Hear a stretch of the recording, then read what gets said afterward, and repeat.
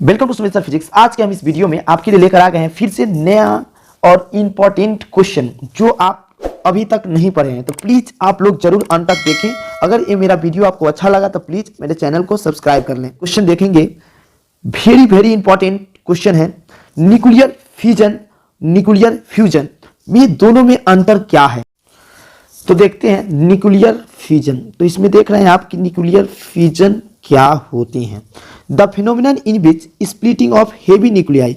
इसमें क्या होता है कि हेवी न्यूक्लियाई जो होते हैं वो छोटे छोटे न्यूक्लियाई में टूटते हैं। मतलब यानी द फिनोमिनन इन विच, एक ऐसा फिनोमिना इन विच जिसमें स्प्लिट होता है एक हेवी न्यूक्लियाई, किसमें? दो या दो से अधिक लाइटर न्यूक्लियाई यानी हल्का न्यूक्लियाई में। तो उसको हम बोलते हैं न्यूक्लियर फ्यूजन।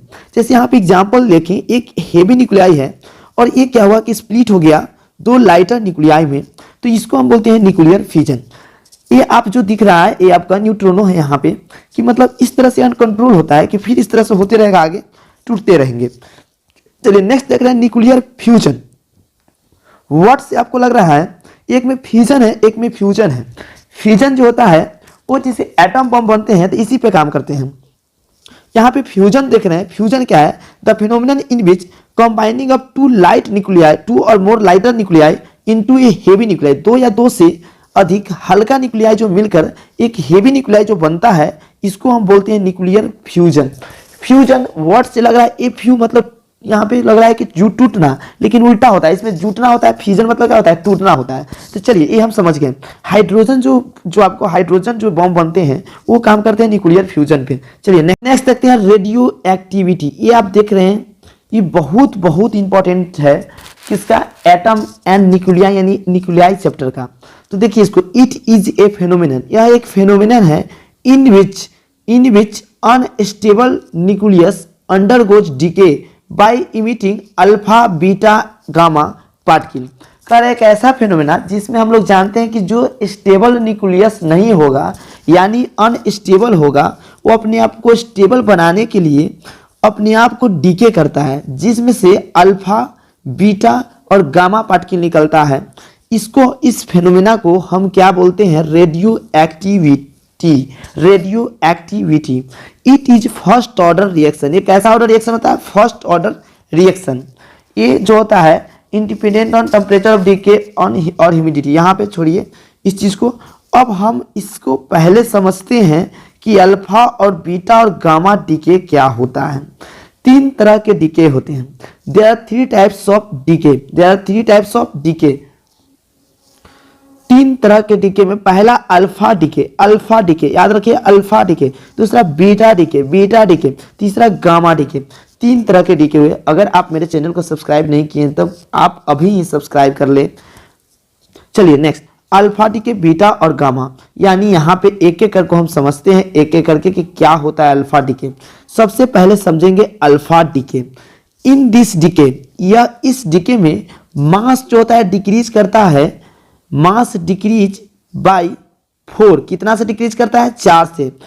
और जो उसका एटॉमिक नंबर है वो डिक्रीज कितना से करता है? 2 से। यानी जब भी आपके किसी भी मतलब कोई भी डीके में जब अल्फा डीके हो रहा होगा तो उस न्यूक्लियस का यानी उस एटम का, उसका एलिमेंट का जो एटॉमिक नंबर है वो 2 से घटेगा और मास नंबर 4 से घटेगा।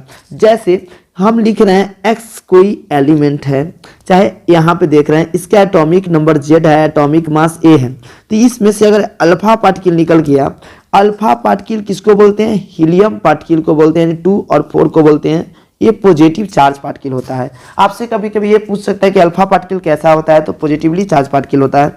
यानी यहाँ से निकलेगा तो क्या हो जाएगा? एटॉमिक जो मास है वो 4 से घट जाएगा और एटॉमिक नंबर 2 से घट जाएगा। यहाँ से कुछ एनर्जी आ गया। चलिए ये हो गया आपका अल्फा डीके। इसी को हम लोग बोलते हैं डबल आयनाइज, यानी हीलियम एटम और हीलियम न्यूक्लियस, यानी इसको लिख सकते हैं।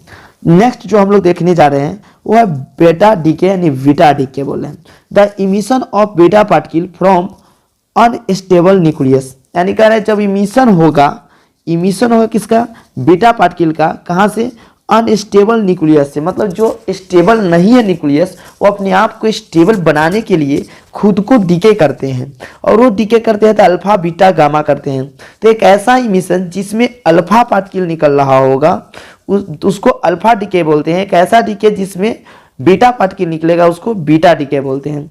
In this decay atomic number में बी इंक्रीज और में be decrease by 1।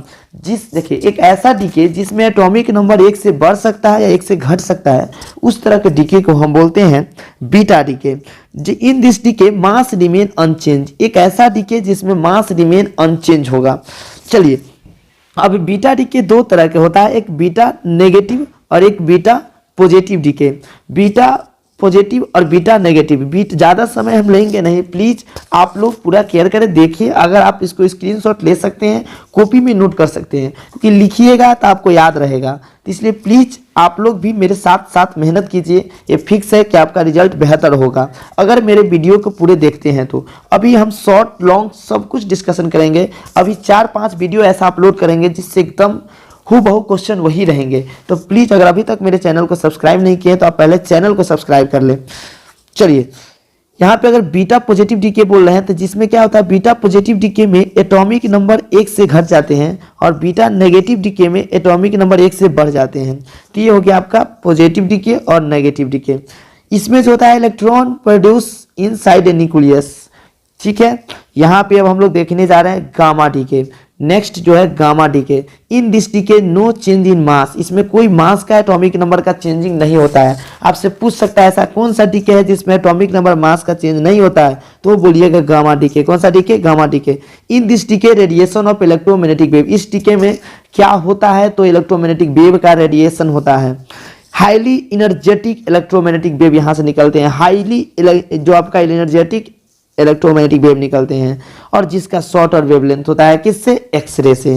The emission of gamma ray particle, gamma particle from unstable nucleus is called gamma decay. इसको क्या बोलते हैं? Gamma decay. देखने जा रहे हैं, लॉन्ग क्वेश्चन में भी पूछ सकते हैं, शॉर्ट में भी पूछ सकते हैं। आप लोग जानते हैं कि 2022 में जो है वो ऑलरेडी ट्रांसफार्मर ही पूछे थे, कंस्ट्रक्शन डायग्राम ये सब। तो 2023 में ये फिक्स है कि आप इस 2023 में आपका इसका शॉर्ट क्वेश्चन में आ सकता है इस क्वेश्चन, तो इसलिए इसको भी देख ले अच्छे से। चलिए देखिए ट्रांसफार्मर होते क्या है, आप मोहल्ला गली में आप देखे होइएगा एक बड़ा मशीन की तरह दिखता है, तो वही होता है ट्रांसफार्मर। दोस्तों आप लोग अगर चैनल को सब्सक्राइब नहीं किए हैं तो चैनल सब्सक्राइब कर लें। देखिए ट्रांसफार्मर क्या है, यह एक डिवाइस है। क्या है? एक डिवाइस है। और वो कैसा डिवाइस? तो स्टैटिक डिवाइस। स्टैटिक डिवाइस जो क्या करता है, वोल्टेज को लो वोल्टेज को क्या कर देता है? हाई कर देता है। लो वोल्टेज को हाई करता है, चाहे हाई को लो करता है। इसीलिए हम इसको पहले लिखे हैं कि इसका ट्रांसफार्मर होता क्या है। तो transformer is a static device which convert low input voltage to high output voltage, और एंड तुम्हारा from high input voltage to low input voltage, मतलब लो को हाई भी करता है और हाई को लो भी करता है। एक स्टेप अप और एक स्टेप डाउन ट्रांसफार्मर, एक स्टेप अप और एक स्टेप डाउन ट्रांसफार्मर। इसीलिए दो तरह के ट्रांसफार्मर होते हैं, एक स्टेप अप और एक स्टेप डाउन। देखिए जो लो को हाई करेगा, उस वर्ड से ही लग रहा है उसको, लो को जो हाई करेगा यानी लो वोल्टेज को जो हाई करेगा उसको क्या बोलेंगे? Step up. और जो हाई को लो करेगा उसको क्या बोलेंगे? Step down. दो तरह के ट्रांसफार्मर होते हैं, तो इसलिए हम लोग पहले ट्रांसफार्मर का कंस्ट्रक्शन सीखेंगे कि उसको कैसे हम लोग बनाएंगे, उसका कंस्ट्रक्शन क्या होगा। तो चलिए हम इसका कंस्ट्रक्शन पहले देख लेते हैं कि इसका कंस्ट्रक्शन क्या होगा। तो आपको ट्रांसफार्मर का एक सिंपल डायग्राम बनाना है कि कैसे बनाइएगा। तो आपको क्या करना है, इस तरह से आप बना सकते हैं। एक इस तरह के आप पहले कि बॉय टाइप की इस तरह से बना दीजिएगा। उसके बाद क्या कीजिएगा, इस पे बाइंडिंग कीजिएगा, इस तरह से लाइएगा, यानी इस तरह से बाइंडिंग कर देना है। इस तरह से इधर भी आपको बाइंडिंग कर देना है, इधर भी आपको बाइंडिंग कर देना है, फिर इधर भी आपको बाइंडिंग कर देना है। ये आपका हो गया इनपुट यानी एसी इनपुट, ये हो गया आपका आउटपुट, ये क्या हो गया? आउटपुट। ये हो गया इनपुट। इसमें जो करंट होगा उसको प्राइमरी करंट बोलेंगे, इसमें जो करंट होगा उसको सेकेंडरी करंट बोलेंगे। इसमें जो नंबर ऑफ टर्न होगा उसको प्राइमरी बोलेंगे, और इसमें जो होगा वो सेकेंडरी बोलेंगे। मतलब इनपुट में होगा उसको प्राइमरी, आउटपुट में जो होगा उसको क्या बोलेंगे हम, सेकेंडरी। और इसमें जो वोल्टेज होगा ईएमएफ उसको प्राइमरी बोलते हैं, इसमें जो आउटपुट है उसको सेकेंडरी बोलते हैं। तो चलिए हम इसके कंस्ट्रक्शन को थोड़ा सा और डिटेल और सुंदर देखते हैं। तो आप इस तरह से डायग्राम बना सकते हैं। ये मेरे क्लास में बनाया हुआ स्टूडेंट का है। इस तरह से आप बना सकते हैं, इस तरह से बना सकते हैं। मेरा क्लास ऑफलाइन 0 माइल में चलता है, ब्रह्मपुरा में चलता है, आप कहीं भी आप ज्वाइन कर सकते हैं। चलिए देखिए, तो हम क्या करेंगे, इस तरह से आप ट्रांसफार्मर बना सकते हैं, इस पे बाइंडिंग इस तरह से कर सकते हैं। ये इनपुट हो गया, ये आपका जो इसमें करंट होगा प्राइमरी करंट हो गया, और इसमें कौन सा हो गया, सेकेंडरी करंट हो गया। इसमें जो E1 वोल्टेज लिख दिए और इसमें E2 लिख दिए। उसी तरह से इसका I1 भी बोल सकते हैं, इसको I2 भी बोल सकते हैं। इसमें नंबर ऑफ टर्न N1 और इसमें नंबर ऑफ टर्न N2 है। यानी I1 कौन सा करंट होगा, current in primary coil. I2 क्या होगा, करंट इन सेकेंडरी कॉइल। देखिए हम आपको बोर्ड में लिखने का तरीका बता रहे हैं कि आप बोर्ड में लिखिएगा कैसे, क्योंकि इस तरह से कहानी अगर लिखिएगा तो पेज भी भरेगा, सुंदर भी लगेगा और आपको नंबर भी मिलेगा। तो इतना फायदा है। तो यहाँ पे E1 जो देख रहे हो प्राइमरी ईएमएफ यानी इनपुट वोल्टेज हो गया, E2 देख रहे हैं आउटपुट वोल्टेज यानी सेकेंडरी ईएमएफ हो गया। तो इस तरह से आप देख लिए इसका प्रिंसिपल, ये आपका ऑब्जेक्टिव में पूछ सकते हैं। तो देखिए यहाँ से 3 नंबर, अगर मान लीजिए लॉन्ग नहीं पूछेंगे फिर भी आपका 3 नंबर का क्वेश्चन बनता है यहाँ से। If the work on electromagnetic induction, ये जो वर्क करता है किस पे, ऑन इलेक्ट्रोमैग्नेटिक इंडक्शन यानी EMI पे काम करते हैं। तो यहाँ पे इसका जो आप वर्किंग देखते हैं कि इसका वर्किंग क्या होता है। वर्किंग देखने से पहले हम थोड़ा इसको इरेज कर लिए। अब हम देखते हैं कि इसका working according to Faraday law. ये फ्राडे लॉ के अकॉर्डिंग हम लोग जानते हैं, फ्राडे लॉ के अकॉर्डिंग क्या होता है कि अगर हम प्राइमरी में अगर फ्लक्स को, मैग्नेटिक फ्लक्स को चेंज करते हैं, यहाँ पे मैग्नेटिक लिखा हुआ है, जो वर्ड आपको प्रॉब्लम है बोलिएगा, मैग्नेटिक लिखा हुआ है। मैग्नेटिक फ्लक्स में जो चेंजिंग करेंगे तो क्या होगा, इक्वल होगा जो ईएमएफ जो किस में जो होगा वो प्राइमरी में, वही rate of change in magnetic flux in primary coil is equal to EMF in primary coil. तो अगर प्राइमरी में जब ईएमएफ लिख रहे हैं तो वही क्या लिख रहे हैं, EMF is equal to minus of NI d upon dt। यहाँ पे n नहीं होता है, N1 लिखा हुआ है। मतलब ईएमएफ हम लोग जानते हैं क्या होता है, फ्राडे लॉ बोला था rate of change in magnetic flux. तो अगर हम लोग इसमें n नंबर ऑफ टर्न है तो n से क्या होगा, मल्टीप्लाई होगा। तो इस तरह से हम क्या करते हैं, पहले इसको इरेज कर देते हैं। अब चलिए देखते हैं, तो यहाँ पे वही बोल रहा है कि प्राइमरी में जो ईएमएफ होगा वो क्या हो जाएगा, number of turn in primary coil यानी रेट ऑफ फ्लक्स यानी हो गया। सेकेंडरी में लिख रहे हैं तो क्या लिखेंगे, number of turn in secondary into d∅dt। ये दोनों आपस में क्या है, बराबर, यानी रेशियो निकालेंगे। तो रेशियो देख रहे हैं तो ये क्या होगा, ये दोनों बराबर हो जाएगा। यानी रेशियो करेंगे तो क्या हो जाएगा, E1 upon E2 is equal to D phi cut गया तो N1 अपॉन N2 यानी आ गया, यानी primary by secondary is equal to primary by secondary, यानी EMF in primary by EMF in secondary is equal to number of turn in primary by number of turn in secondary. इस तरह से यानी number of turn के क्या हो गया, directly proportional.